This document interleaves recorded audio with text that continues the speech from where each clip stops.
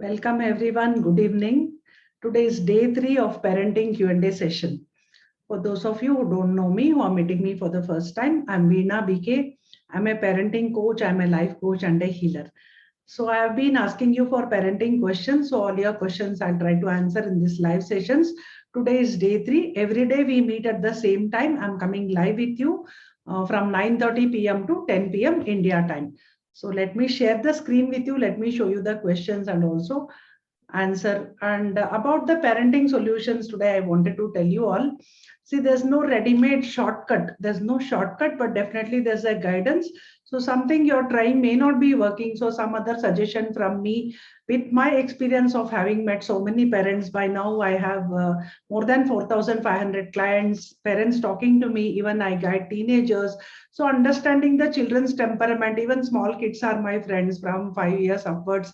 I have friends. So with all my experience, and I myself am a parent, I have been through all the challenges. What you are facing now, actually, I have, one second. So actually, I have also experienced all that. So with my experience as a parent, as a coach, as a person who meets other parents, I'm guiding you with my knowledge and my experience. So let me share your questions and also tell you the tips. And don't worry, don't get overwhelmed, don't feel I'm all alone.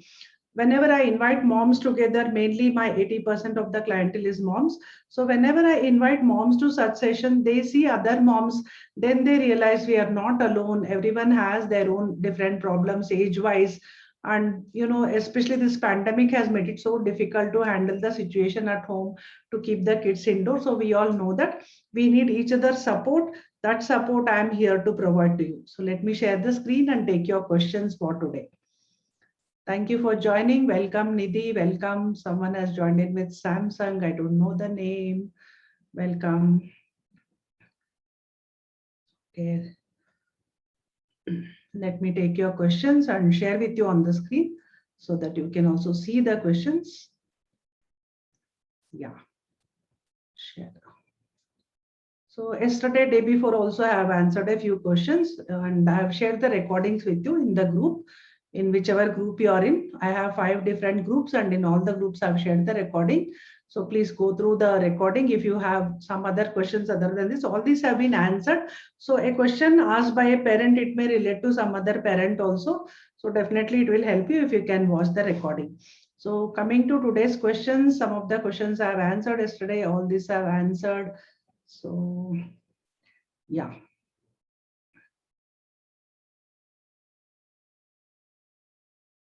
Okay. Yesterday I have answered all this. Yeah, how to be friendly with teenage children and teach them right and wrong.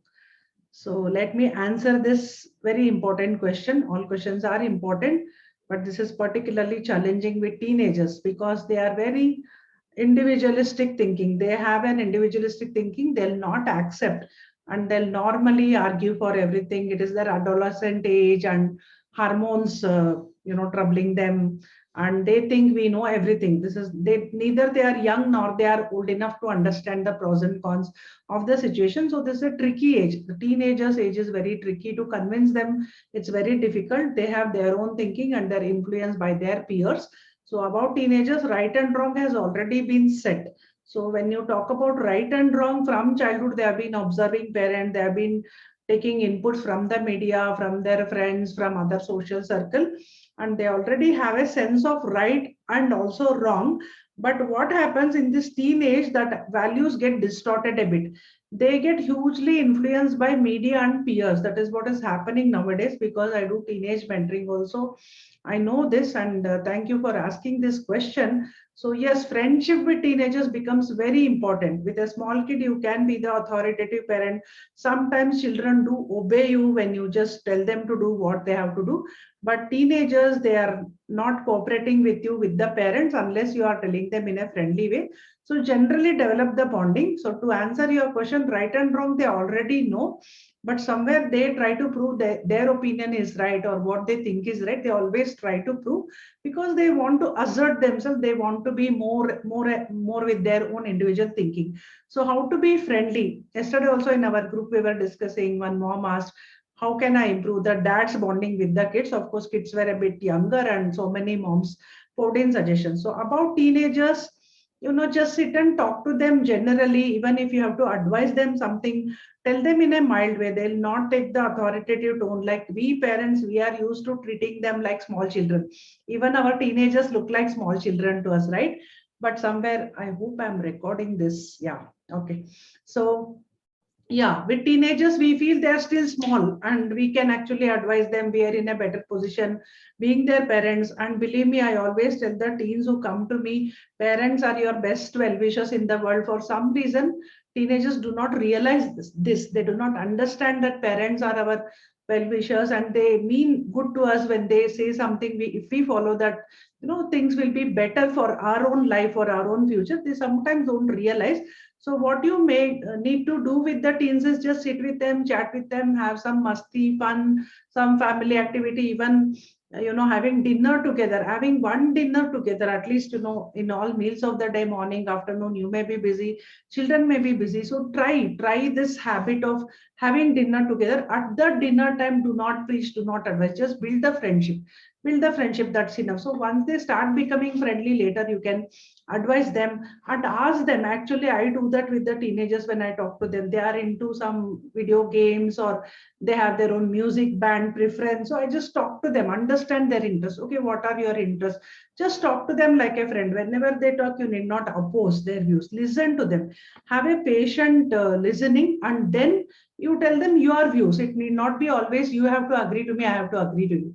You can just exchange views, right? General conversation, like you talk to your neighbor's kid or your friend's kid. Talk to them in that way, maintain the distance. Suddenly teens start feeling that I need to have my own opinion, I need my privacy, and I need to have my own preferences in whatever I do. Why should parents interfere? Why are they not letting me? They want to spend more time with the gadgets, they want to connect with their friends to the gadgets. So try to understand what they are telling, just listen to them. But one more important aspect I want to highlight here: parents think we are advising them, my teens are not listening. Parents are telling the kids, why do you spend so much time on the gadgets?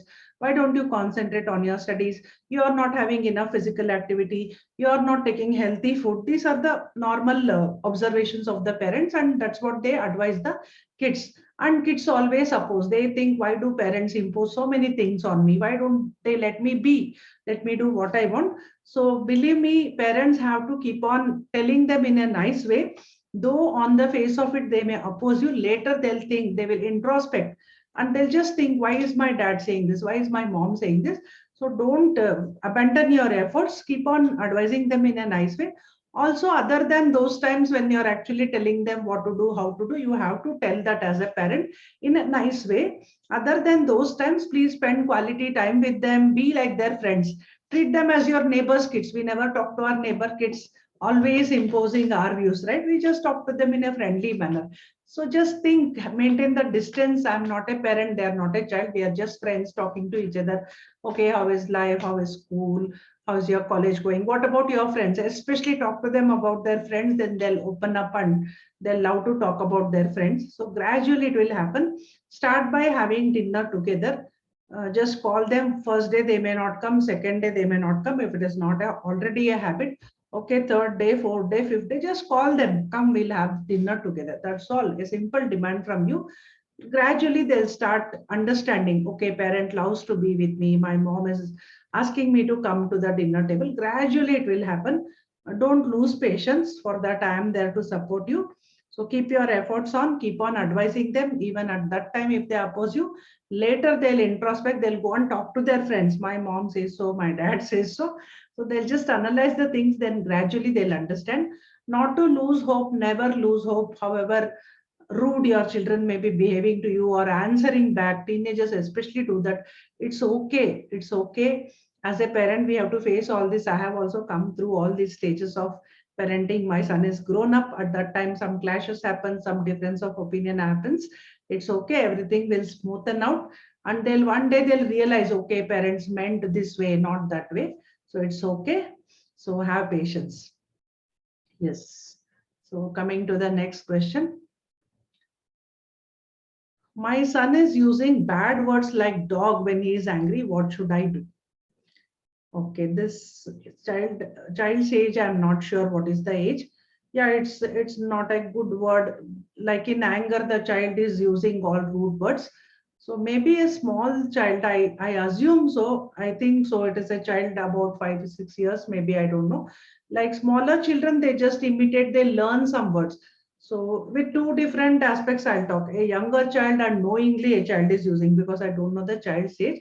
So let me 1 second. Let me also see the chat if that mother is there and she can, type out the age of the child. I don't know who asked this question. Okay, if you have some question, the form link is given in the chat box.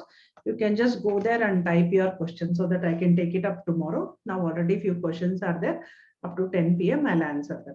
So bad words he has learned maybe by watching TV or by seeing some elders. I'm talking about a smaller child. Unknowingly, he or she is using it. So he is angry. Okay, it's a son. So this child is using it just for the fancy, it's a new word. Children experiment with new words, so they are using. So at the time when child is angry, how much ever you advise, child will not understand. At that time, let it go. Just ignore. Ignore. It's very embarrassing in front of outsiders or when you go to your relatives or friends' house. I understand, but the more you give attention to it, more the child will want to do. At that time, please do not say anything. Try to control him. Better, be quiet. Be quiet. It will be okay. But don't highlight that too much or start scolding the child or correcting the child in that situation as far as possible. Later, like I said yesterday, in the form of a story, build the moral values. What good words he has to use instead of that. What should he do when he becomes angry? Give him three, four other choices. When you become angry, just go outside the room, play with your toys, you'll be fine. Or go and watch TV for 5 minutes, go and talk to someone, or play with your toys. Some alternative you have to give the child, or come, we'll go out for a walk. Something like that, you have to give the alternative to the child instead of shouting and using such words. There are other choices, and you have to tell this when the child is not angry. At that time, he or she will not understand. And for older children, knowingly they are doing it. Knowingly, for example, some teenager, I don't know the age of the child, so I'm assuming when younger children does, it is you have to correct the behavior later. When older children does, then you have to sit with the child and really talk to him what is bothering you. Small children will not be able to express the reason, but older children, why are you angry? There is some reason for them being angry. So tackle that reason for anger. Why are you angry? What can we do about it together? What is frustrating you? How can you let your emotions out? There's some other reason that this kid is shouting. For example, he is stressed about his exam and something happens and he is shouting at the parent. So go to the reason for that anger and tackle that reason. What is happening with the child? Try to understand. Even sitting and talking like a friend, it helps with the teenager, like I said earlier. Coming to the next question. How to make habit of thinking positive? I have answered. Yeah, I've answered all these questions. Coming to this, my child is 3.5 years old. I feel doesn't like if I touch her belongings, she snatches away. She is small, but she started licking her toys with her tongue. Okay. This licking her toys with her tongue, please consult her pediatrician. I don't know, some medical reasons, some vitamin deficiency, something may be there. I think doctor will be able to help you about licking the toys. Maybe she's wanting to explore the texture or something, some reason. You just talk to the doctor. Maybe doctor will be able to help you. What is happening? She may be having some irritation in the tongue, which is trying to suppress. So please get it checked by a doctor. Then this touching her belongings. So she's becoming very possessive about her belongings and doesn't allow the mother to touch her belongings. So two very independent and individualistic attitude. It will help her later when she grows up. She can take care of her things in a very nice way. She is very possessive and careful about her things. Maybe she feels, ask her, why are you doing that? Not at that time, when she's calmer and when she's in good mood. Ask her, what will happen if I touch your toys? What are you afraid of? Will I take it away or will I break it? I'll handle with care. Can you give it to me? Little by little, when she is not in that mood, tell her, okay, can you share something with mama? Can you give it to me? Can I just hold it and return it back to you? You can ask like that. So just gradually, cajole her and ask her what is her feeling. So she may express something. She may be afraid that you will spoil it. So if that fear is there, then you have to reassure her. So again, if she's too possessive about things, maybe she feels someone will snatch it away or mommy will give it to someone. So that fear factor or whatever insecurity is there in her mind, you have to convince her, no, no, I'll not do anything like that. I'll return it back to you. Or for what reason you are touching it? Is it for you to lift it and keep it away, the toys, or maybe to give her a clothing to wear? Then you're touching it, then she becomes upset. Then tell her, okay, can you be independent? Can you take the toy and keep it away? Can you take your own clothes from the wardrobe? Even in our mom's club, we were discussing kids go and spoil the whole arrangement, whatever you have arranged the clothes, they'll to just take out one shirt, they'll again put all the clothes down. So that happens, you have to allow the child to make mistakes and learn. Then go and tell them, see, if I had taken it out, I would have taken carefully. Now all this is there again, have to keep it back. Will you help me to keep it back? So don't be defensive, take their cooperation and make it known to them that there's no harm in me touching your clothes or belongings. So just explain your perspective and ask what is making the child insecure. You can ask the child. Okay. Yes, next question. Hope you are all getting some tips from whatever I'm sharing.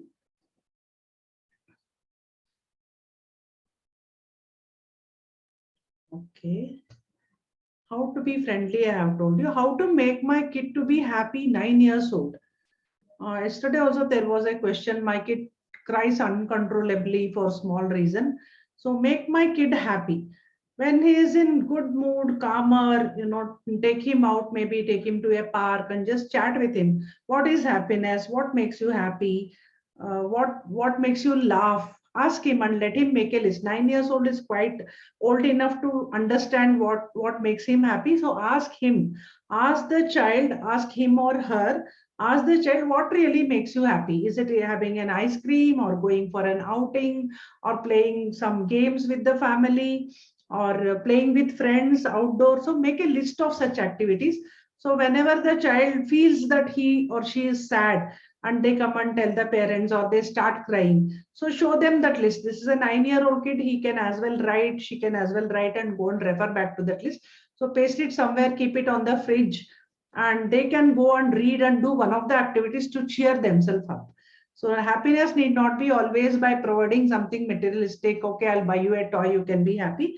Happiness can be even helping someone, help mama at home, which makes the child happy, or water the plants around the house. They can help in the household chores, which will make the child happy and come out of any gloomy, sad mood. Everyone has emotions for some reason or the other, but if they have a ready list and the child knows that these activities make me happy, you can just suggest. If the child can't remember, you can suggest, yeah, this activity makes you happy. Whenever we make a particular sweet dish, it makes you happy, so let us make that sweet whenever possible. Of course, there are so many choices, the child can choose one and do that activity so that the child comes out from the sad mood.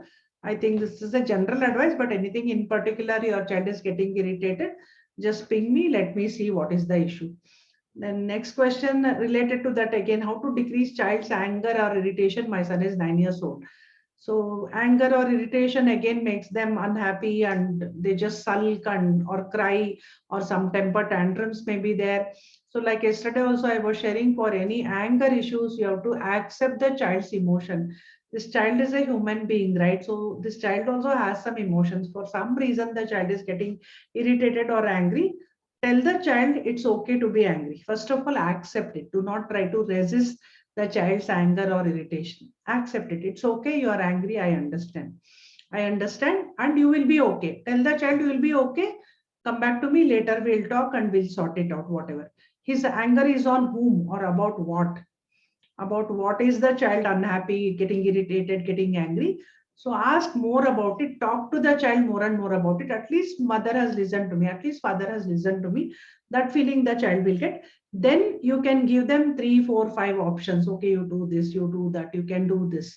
So next time also tell them, especially before they sleep at night, you can analyze the day's events. See, instead of getting angry, you could have done this, you could have done that. Give them the alternatives. Even before you got angry, you could have come and told us, then we could have helped you out. So that way you have to tell the kid, especially before going to bed, these things go to the subconscious, and it will bring changes in them. So please try this tip. And whenever they are angry, acknowledge their anger. It's okay to be angry, no problem. You will be fine, not to worry. When you calm down, we'll talk about it, we'll sort the issue. Don't worry, I'm there with you. These few words will actually calm the child. Other than this, don't talk anything else. The child will try to argue, shout, and sometimes start hitting the sibling or something. Then you have to physically hold the child and stop the child from causing any hurt, or throwing the things or breaking things. We don't know to what level the anger goes up. So just control the child physically if he or she is hurting or throwing things. So deal with it gradually. When you acknowledge the anger and hear out the child what exactly happened, that anger will come down. If too much a problem, this you are not able to control, then seek some expert help. Get the child into counseling. That's the best thing. So how to help elder kid get rid of the perception that parents love the younger one more. Okay, this elder kid is the first kid. So when the second kid comes along, this elder kid naturally, not every time, not everywhere, not with all the children, but some kids feel my importance is taken away. This other baby has come and I am no longer important. It happens commonly, it happens. So even before actually the second child comes, you have to prepare a lot. This elder kid, in spite of preparation, the reality, this child is not ready to face. All the attention goes on the younger kid. This elder kid has to be away from the mom. Suddenly, this younger kid demands more attention from all the parents. And, in our Indian society, friends visit, relatives visit to see the younger child. That child gets so much importance. So this feeling starts from then.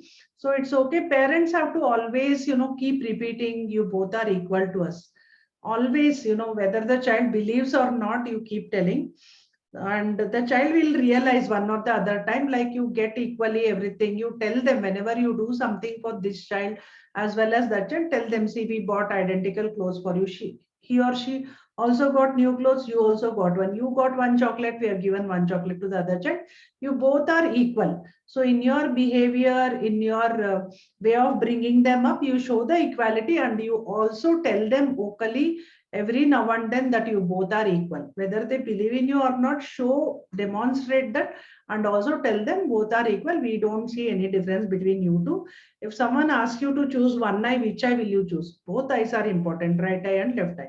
So this example everyone will understand, all our children. And tell them our mythological stories like Love Kush, Ram Lakshman. We have so many stories, Panchatantra stories, where their brothers or sisters happily they get along with each other. Tell such stories, and your sibling is one who's your friend. So bring that feeling in her, in the elder kid especially. Younger one may be too young to understand, but elder kid can be told that, see, he or she is under your care, you are the older one, you are the role model. And you have to advise the kid, like, all the time tell them you both are equal, and they'll get over it. Gradually they'll get over it. Actually, they'll start enjoying each other's company. And sometimes there may be fights, then that's another scenario which I'll advise you some other time. So coming to the next question, how to build child's interest in sports and studies. My child seems to be lazy, though we parents do yoga and go for walk daily. If we insist her to play exercise, she takes it as a punishment. Okay, so sports and studies. Okay. First of all, if the child is old enough, above 8 years, make a routine. So ask her what is her choice of sports. Sports may not be regular. Some, it may not be badminton or something like that to play. If we insist her to play exercise, she takes it as a punishment. Okay. Insist her to play if she has, proper friends. Nowadays, kids are not going out. That is one more problem. So find out what she likes. Instead of, telling her, why don't you do some sports, ask her what sport do you like. Give her choices. Do you like skating? Do you like cycling? And if she does not like, okay, she may like dancing. What about dancing? It's not a as such a regular sport, but it does help in physical activity. So channelize her interest, whatever she's interested in. But still, some kids are studious, they like to sit and study. Some kids like physical activity. It is by nature. It's called kinesthetic preference. So some people have a preference for physical activity, some people don't have. So whatever possible, you guide her. Once school starts, school will have the physical activity period. So take her on an outing. Don't tell her it's physical activity. Take her on an outing. Take a ball with you. Just have fun when possible to go outdoors. I mean to say, or if you have a terrace, come, we'll go on the terrace. Come, I'll tell you a story sitting on the terrace. So lure her this way. Take her to the terrace. Tell her one story for 10 minutes, 15 minutes. Then you can play hide and seek, or catching each other, something like that, just running and skipping, something like that. You keep like a game or a competition. You have to be very creative with kids. That is why sometimes I have some 3 4 ideas, then I hand it over to my moms in my Zen Moms Club. Each mom contributes one idea, it becomes 50 ideas. So though I know so many things, other moms also know so many things. So please join our Zen Mom Club and ask this question there. They'll give the activity ideas about sports. And about studies, again, studies, you have to make it very interesting. If they like the teacher, they like the studies sometimes. So that it's also 50-50 between the parents and teachers to make the subject interesting, and then give them breaks if possible. Then make it attractive for her studies. Have a reward system, have that star reward system. Whenever she completes her studies on time, let her mark, let her herself mark. Okay, today I completed, today I got 5 stars. After every 100 stars, you will get a reward. There's nothing wrong in bribing. Some parents ask me, is it right to bribe for everything? So it's not a bribe, it's a material appreciation. Appreciation is seen by buying them something. Okay, you may normally say, okay, good, well done, very good. But if you buy some article which they like, if it's a toy, or you take them for an outing, you promise that is your reward, then they can see that actually happening, then they'll feel more happy. It need not be like every time you do something, I'll give you a chocolate or a bribe. So this star system helps you in both ways. It need not be frequent and for every job done. Once the star reach 100, I'll get you something. You can have such an agreement, nothing wrong in it. Everyone expects that shabashgiri and some bonus, even in our office, how much ever pay we get when our performance is recognized and we are awarded the best employee, or we get a bonus, or we get some extra pay for our performance, we feel glad. So why not appreciate our kids and reward them for their day to day studies, whatever their achievements? Why not? It need not be a big achievement for you. For us parents, only getting the report card and getting good marks may seem like an achievement. For that child who's struggling to study, even sitting one day and studying on time and actually learning something that day seems like a huge achievement. So why not appreciate the child in this way, like I suggested? Okay. So further questions I'll take. One more question is there here. If I raise my voice, how to inculcate discipline? These two I'll deal tomorrow. Also share your questions. Another 3 days I'll be meeting you. So share your questions in this link. I've given the Google form link. So that's it. Thank you all for joining. Thank you so much. Good night, everyone. Thank you, Nidhi, Anu, Bharti, Meenu, Juhi. Thank you who all have joined. Monali, thank you so much. Good night. See you all tomorrow. Bye. Bye.